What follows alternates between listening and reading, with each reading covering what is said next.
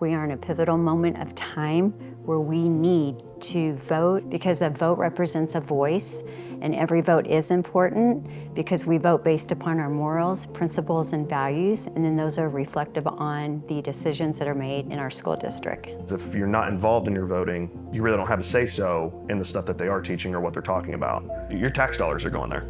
If you're buying something, if you're paying for it, you should have a say-so in it. If you stay away from the polls, then you have no opportunity to make an improvement. But we have to participate. We have to be informed. This is especially important at the school board level. I love Springfield. We've had wonderful blessings here, and it's a great community, but we still have to maintain it, keep it up. Sometimes we have to have a little disagreement to go forward. People don't realize that the Board of Education is supervising the superintendent.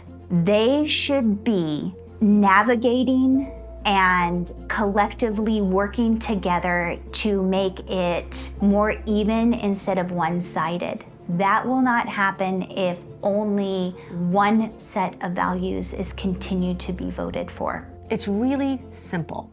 The product, which is students' education, is a direct reflection of the governing body. That is the school board. Because the school board technically is in charge of everything, right? Here are the rules, this is who we hire to do it, this is how it's gonna get done, and here's the money to get it done. If the product isn't what you want it to be, it's because the people that were in charge of that product didn't do their job. And if the people that are in charge didn't do their job, it's because the voters who put them in charge didn't do their job.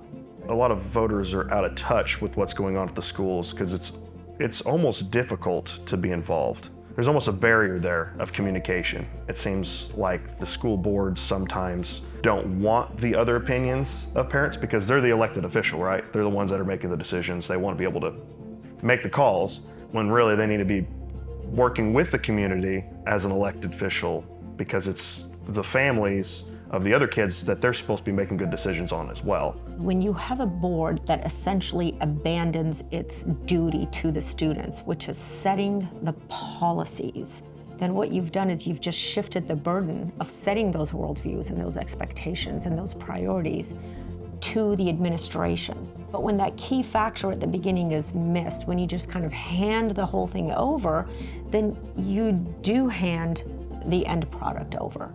And that, I would say, is a breakdown in leadership. We are not going to be able to teach our children if we are dealing with behaviors all day long in the classroom. If we can't meet those needs for the students because the kids are out of control next to them, we're not actually reaching that goal. The adults in charge of the children in our schools are the 7 members that serve on the Springfield Public Schools Board of Education. It cannot be stressed enough. And the failures that we are seeing, if you're not happy with the graduates, you have to directly hold the 7 members that are in charge. That is where it begins. It begins with the leadership. That leadership is a result of voter turnout. So if individuals aren't happy with the end product, then they only have to look at themselves. We as parents need to get out and speak out because we are representing our children and they are our future leaders.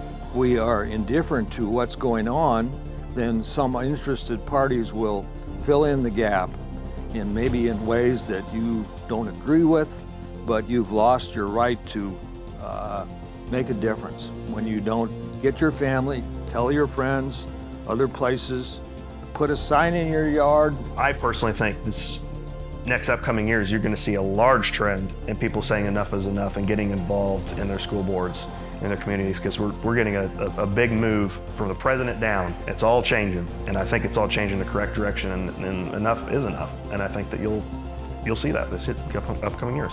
A better tomorrow starts with the choice you make today. Vote for what matters. Kelly Byrne and David Myers. Paid for by Back on Track America. JC Buckles, Treasurer.